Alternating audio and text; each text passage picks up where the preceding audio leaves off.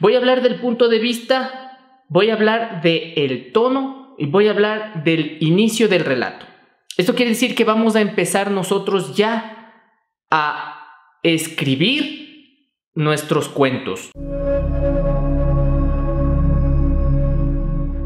Primero, ubicada nuestra anécdota, ¿no es cierto? Ubicado, obviamente, si es que ubicamos nuestra anécdota, ubicamos nuestro conflicto, ubicamos nuestro clímax de la historia, es decir, la parte más fuerte, más potente, antesala del final y del desenlace. Tenemos que ya conocerlo nosotros en este punto. Vayan ustedes ahora pensando en estos elementos, ¿no es cierto? El conflicto, que es obviamente el opositor. Ustedes pueden ver el video del esquema de Greimas, en donde un poco expongo esta manera de conseguir la tensión a partir del oponente. Y tenemos que conocer nuestro desenlace, que como dijimos hace un momento, puede ser mostrar la segunda historia, o puede ser un final más a lo Henry, o como ustedes gusten. Pero que obviamente el final, el desenlace. Esto es un pequeño tip, ¿no? Un pequeño truco. El conflicto, el clímax y el desenlace tienen que ser tan fuertes y tan únicos que nuestro personaje no puede volver a ser el mismo después de que pasa el cuento. Y obviamente nosotros que estamos leyendo la historia, tampoco. El lector sale renovado. Es lo que Aristóteles llamaba catarsis, ¿no? Sale renovado de este momento tan fuerte del clímax, del desenlace, de la resolución del cuento. Sale conmovido. Piensen ustedes, como también puse de ejemplo la clase pasada, en Edipo Rey, ¿no? Esta revelación súper fuerte que no nos deja indemnes frente a los sucesos que pasaron, ¿no es cierto? No eres el mismo luego de leer Edipo Rey, ¿no? Segundo, una vez que nosotros conocemos toda nuestra anécdota, sabemos de qué va a contar, percibimos nosotros ese palpitar, esa emoción, la percibimos dentro de nosotros, es auténtica, real, es una necesidad que tenemos de contar. Tenemos que establecer lo que viene a ser el punto de vista y el narrador. ¿Qué quiere decir el punto de vista? Es la perspectiva desde la cual se cuenta la historia. En esto también hay un video que les voy a compartir de Henry James y el punto de vista. Entonces, chicos, primero, seleccionar un narrador. Y en narrador tenemos dos grandes grupos, que sería uno que esté dentro de la historia u otro que esté fuera de la historia. ¿Qué quiere decir esto? Uno que los acontecimientos estén en su mundo, ¿no? El que sería un narrador en primera persona, ¿no es cierto? En tercera persona, testigo, ¿no es cierto? En segunda persona, alguien que esté dentro en la acción, ¿no es cierto? Y la otra opción es que esté fuera de la historia. Esto se llama extradiegético y el que está dentro de la historia se llama intradiegético. Entonces, el que está fuera es el clásico narrador conocido como omnisciente. Alguien que lo ve todo, que lo sabe todo, que lo controla todo. Ahora, más que definir y seleccionar uno u otro, y no quiero entrar en estas particularidades de cada uno de los narradores, que les puedo enviar un artículo para que ustedes mismos lo lean y decidan, ¿no?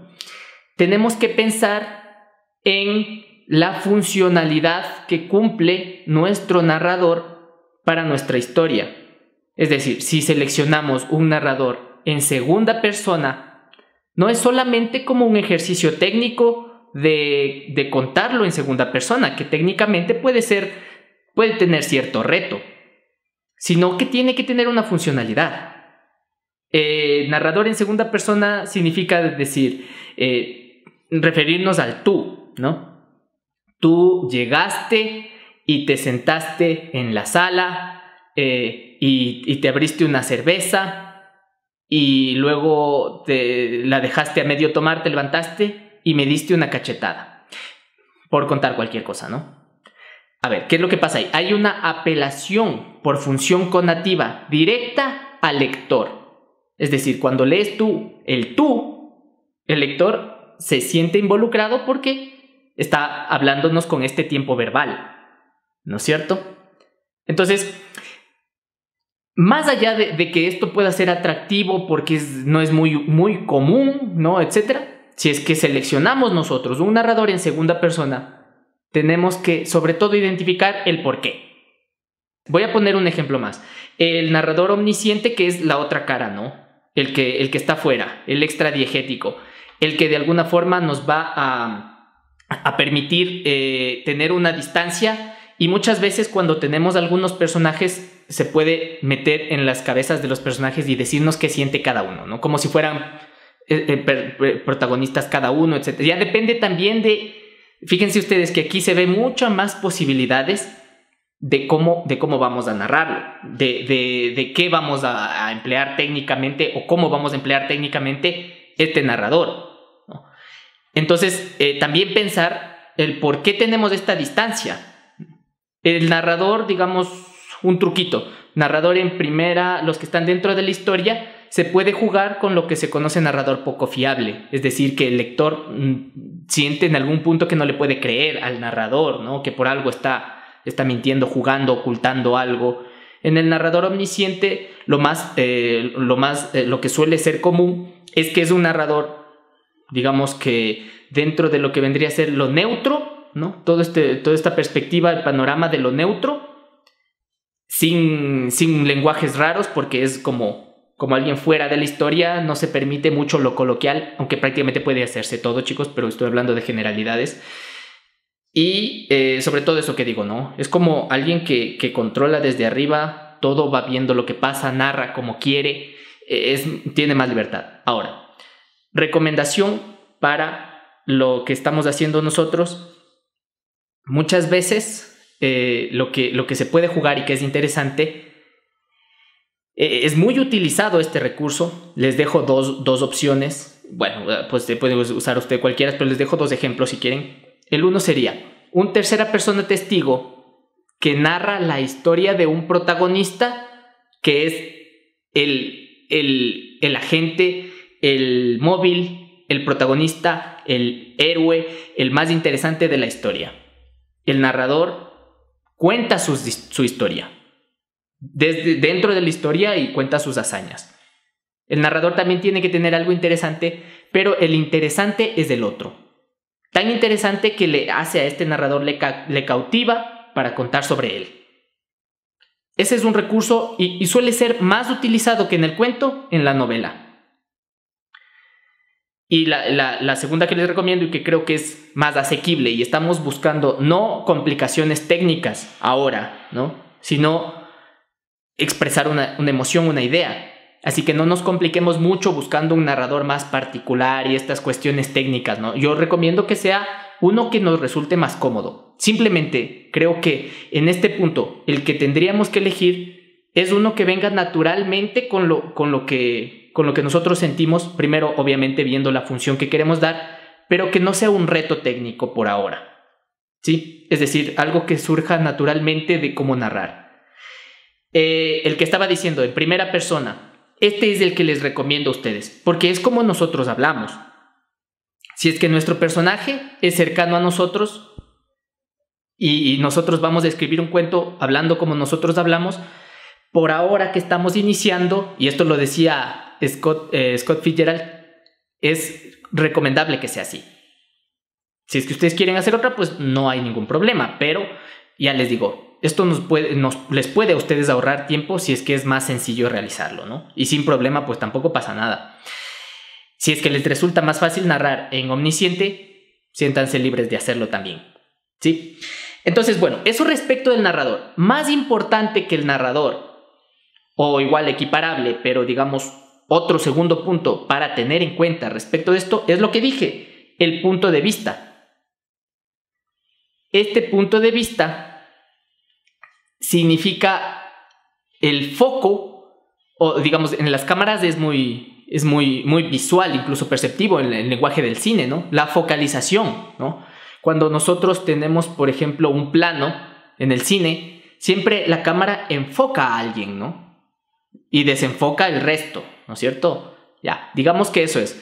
Digamos que ustedes son camarógrafos y van siguiendo a su personaje, ¿no? Y le enfocan a ese personaje. La cuestión es que no salga desenfocado, ¿no? La imagen.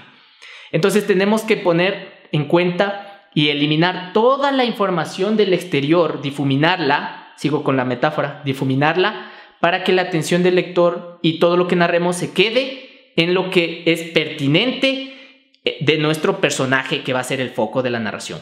Muchas veces esto de la focalización va más allá de lo que sería el simple foco al personaje, ¿no?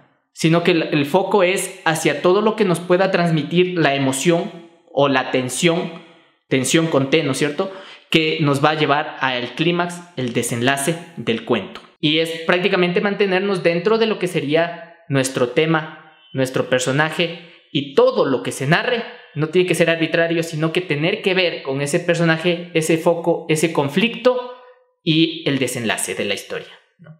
Entonces, tener en cuenta esto, ¿sí? El tercer punto, chicos, que creo que es importantísimo irlo definiendo o definirlo ya para empezar a escribir, es el tono con el que vamos a narrar nuestra historia. Esto quiere decir el registro de la emoción que se quiere transmitir en el texto. Registro, ¿no es cierto? Como un abanico, un panorama de la emoción, que es lo que buscamos en el paso anterior, de lo que queremos transmitir. Emociones: amor, odio, venganza, celos, vanidad, ¿no? Diferentes temas que queremos transmitir. Ironía, humor, ¿no? Esto tiene que ver, el tono tiene que ver directamente con el lenguaje, pero va más allá del lenguaje. Es decir, las palabras que nosotros utilizamos, la sintaxis que nosotros empleamos en nuestras oraciones, el modo de construir nuestros párrafos, la manera en que puntuamos, ya tiene que ver prácticamente mucho con la gramática y con la expresión, sobre todo, de esa gramática. Vendría a ser como una especie de subtexto del lenguaje, ¿no? Es decir, detrás de todo ese lenguaje, ese bloque de letras, de palabras, tiene que existir, si es que ustedes quieren llamarlo así, un aura. El aura que va a transmitir una emoción que es la que decidimos el tono de nuestro cuento. En la música se llama igual, tonalidad. Y la tonalidad significa la clave, es decir, la nota o los acordes, la armonía de entrada con la que parte nuestra composición. Eso se define, chicos, antes de componer. Porque si no, no se puede, ¿no? Es decir, tú pones una clave, 4/4, que vendría a ser una especie de estructura. Pueden hacer también ese ejercicio. Pones la tonalidad, que puede ser do mayor, puede ser do menor, puede ser fa sostenido menor, yo qué sé. Puede ser cualquiera. Ese tono nos transmite una emoción, pero tiene que estar preseleccionado. Si es que queremos que sea irónico, si es que queremos que sea triste, nostálgico, tenemos que seleccionar muchas veces palabras que vayan así.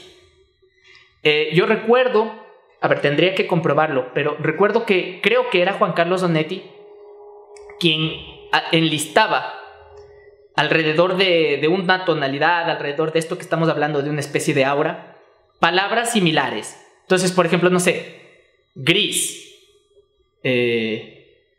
somnolencia, molicie, pesadez, depresión, yo qué sé, ¿no? Es decir, estoy poniendo palabras un poco feas, pero muchas veces por sonoridad, por significación, las palabras nos pueden transmitir este tono. Esto ya depende del trabajo que ustedes quieran hacer, pero hagan una lista, por ejemplo, de palabras que transmitan esa emoción que quieren ustedes. Y luego úsenlas. No tienen que ser palabras rimbombantes, no tienen que ser palabras extraordinarias, tiene que ser común y cotidiano. Alguien, por ejemplo, que le guste, no sé, la palabra que dije hace un momento, molicie, ¿no? No es muy común, pero es muy precisa para determinado tipo de reposo, de descanso, ¿no? De una solaz, de tranquilidad. Y ya transmite, da un tono a todo lo que vamos hablando. Entonces pueden ustedes hacer ese ejercicio de enlistar sus palabras para determinar el tono. Primero, ¿qué quiero yo transmitir? Y voy a poner 2 ejemplos. Uno, quiero que sea irónico. Ahí es perceptivo, ¿no? El tono mismo nos transmite la ironía. Más allá de los hechos, chicos. Que los hechos también. Quiero que sea humorístico. Quiero que sea nostálgico. Se entiende, ¿no es cierto? Y cuarto, el inicio del relato. Tiene que tener tensión desde la primera línea. Aquí quiero dar un par de consejos técnicos que puede servirnos para captar la atención del lector. Es decir, nosotros, después de tener en claro la anécdota, la tensión, el objeto de nuestro personaje, el opositor, el desenlace, después de saber todo esto, después de saber el punto de vista, después de saber el tono, después de haber elegido obviamente nuestro narrador, todo desde la primera línea, todo lo que escribamos va a tener que ver con conseguir tensión, llevarnos hacia el clímax del cuento, llevarnos hacia el desenlace del cuento, concluir el cuento. Es decir, todo tiene que ver con el final y el conflicto del cuento. Todo lo que vayamos narrando. Ni una sola, chicos, ni una sola palabra es arbitraria en el relato corto. Mira, lo que tú preguntas es súper pertinente. Y esto, a ver, lo que pasa es que, mira, aquí hay un conflicto técnico. Porque nosotros cuando empezamos a escribir tenemos que determinar nuestro tiempo del narrador y el tiempo de lo narrado. Esto se define en el narrador. Entonces, el tiempo del narrador es el tiempo presente desde donde está narrando el personaje, el narrador, personaje narrador. Y el tiempo de lo narrado es cuando sucedieron los hechos que está narrando.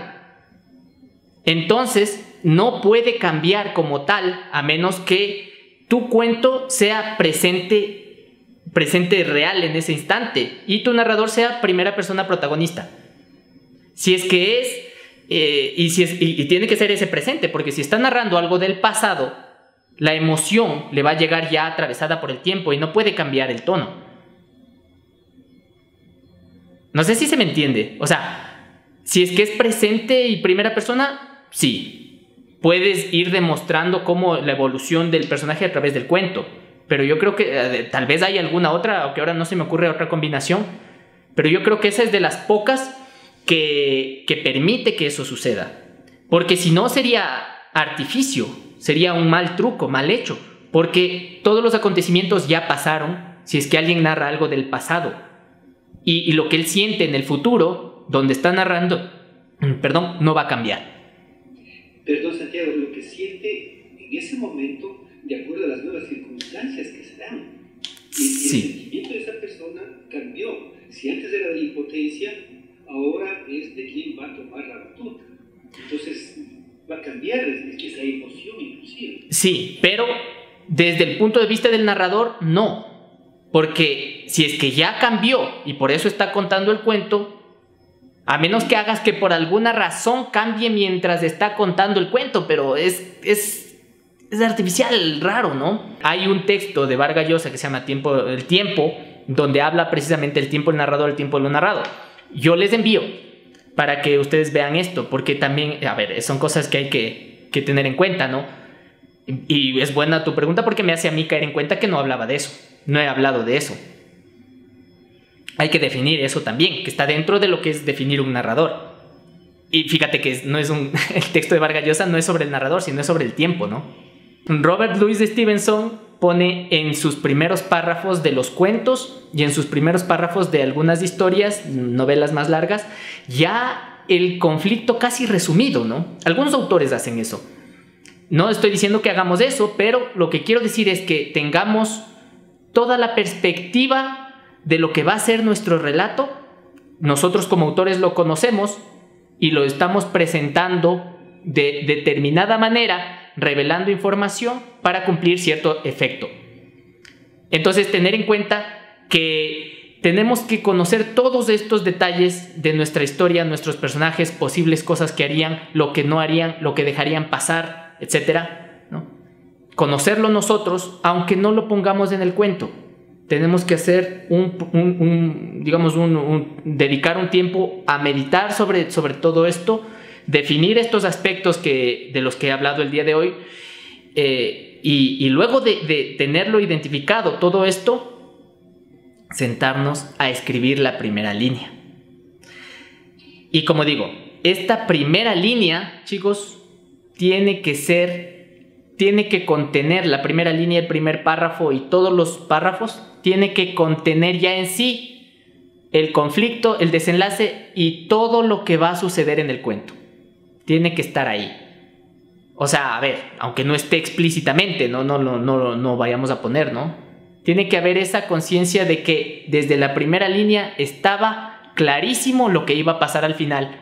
Y al final, cuando se revele, no tiene que quedar duda al lector, de que pueda ser arbitrario o pueda haber algún error técnico. Y esto desde cada palabra y desde cada frase, ¿no? Desde cada párrafo.